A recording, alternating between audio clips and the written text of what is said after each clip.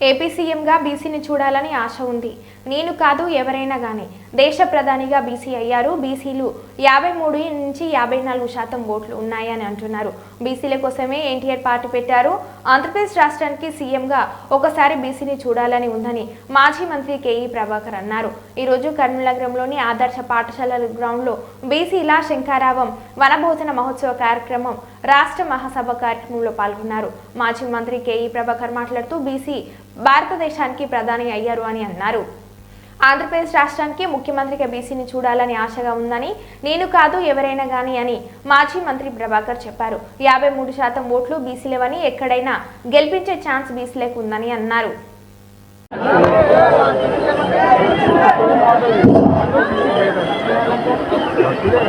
Tiger Prabhakar అన్న గారికి రాష్ట్ర అధ్యక్షుడు నూతన ఎన్నికైన నాగేశ్వరరావు గారికి సన్మాన కార్యక్రమం చేశారు.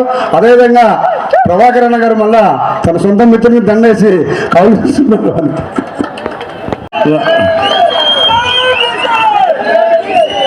రాష్ట్ర ఇన్ఛార్జిగా నూగాలమ్మ ఇరువురు బీసీ హక్కుల కోసం, ఐక్యత కోసం, బీసీ రాజ్యాధికారి కోసం చేసే కృషి చేయగలరని ప్రమాణం చేస్తున్నాం.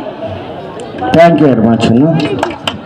మీ బీసీ ఆశయాల కోసం, బీసీల అభివృద్ధి కోసం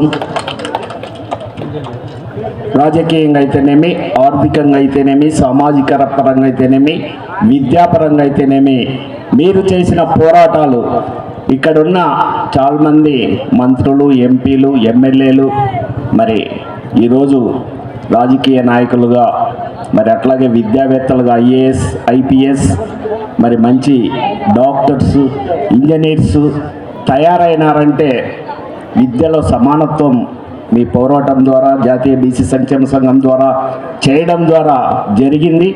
కాబట్టి అదే ఆశయాల్ని ఖచ్చితంగా నెరవేరుస్తూ మరి ఇక్కడున్న మరి పెద్దలందరి ఆశీర్వాదంతో మరి జాతి కోసం, బీసీల అభివృద్ధి కోసం మేమంతా పనిచేస్తామని ప్రమాణపూర్తిగా చెప్తున్నామన్నా. Thank you very much. పథకాలు ఇచ్చారు, మరి స్వయం ఉపాధి పథకం ఎక్కడా? మళ్ళీ మేము సంక్షేమ పథకాలు ఇస్తున్నాం, మళ్ళీ స్వయం ఉపాధి పథకాలు కూడా ఇస్తున్నామన్న విషయాన్ని నేను చెబితే ఓ అని ఒక బీసీ మహిళ మంత్రి మాట్లాడుతున్నారన్న గౌరవం కూడా లేకుండా పోడియం దగ్గరకు వచ్చి బీసీ మంత్రి క్షమాపణ చెప్పాలి. ఎందుకు చెప్తాను నేను క్షమాపణ? బీసీల ద్రోహి జగన్మోహన్ రెడ్డి, కాపు ద్రోహి జగన్మోహన్ రెడ్డి, రైతు ద్రోహి జగన్మోహన్ రెడ్డి, మరి అన్ని ఒకటి కాదు, ఈ రాష్ట్ర ద్రోహి జగన్మోహన్ రెడ్డి. ఏం తప్పు చెప్పానో మాట్లాడండి సోదరులారా. బీసీ సోదరులందరూ ఇక్కడ ఉన్నారు, పెద్దల వేదిక పైన ఉన్నారు. ఏం తప్పు మాట్లాడండి? మళ్ళీ ఈరోజు నాకు చాలా ప్రోగ్రాంలు ఉన్నాయి, బర్త్డే ప్రోగ్రాము. అందులో ఈరోజు ఈ ప్రోగ్రాం కూడా కావడం నా అదృష్టంగా భావిస్తాను. ఎందుకంటే మీ అందరి ఆశీస్సులు, బ్లెస్సింగ్స్ తీసుకోవడానికి అవకాశం కల్పించినందుకు మన అందరికీ కూడా మరొకసారి ధన్యవాదాలు తెలియజేసుకుంటున్నా. ఏది ఏమైనా కానీ అంటే ఈరోజు దేశ ప్రధాని బీసీ అయినా, మళ్ళీ ఒక్కసారైనా ఆంధ్రప్రదేశ్ ముఖ్యమంత్రిగా బీసీలను చూడాలని ఉంది ఆ కోరిక. అంటే నేను కాదు, ఎవరైనా కానీ వాళ్ళే ఆ బీసీలను ఉంటే బాగుంటుందనే ఉద్దేశం కూడా, అంత ఆశ. ఎందుకంటే 53%, 56% అని చెప్పుకుంటున్నాము. మన ఓట్లు, సీట్లు మాత్రం వాళ్ళవి. కానీ ఈరోజు మనం అనుకుంటే ఎక్కడైనా గెలిపించే మన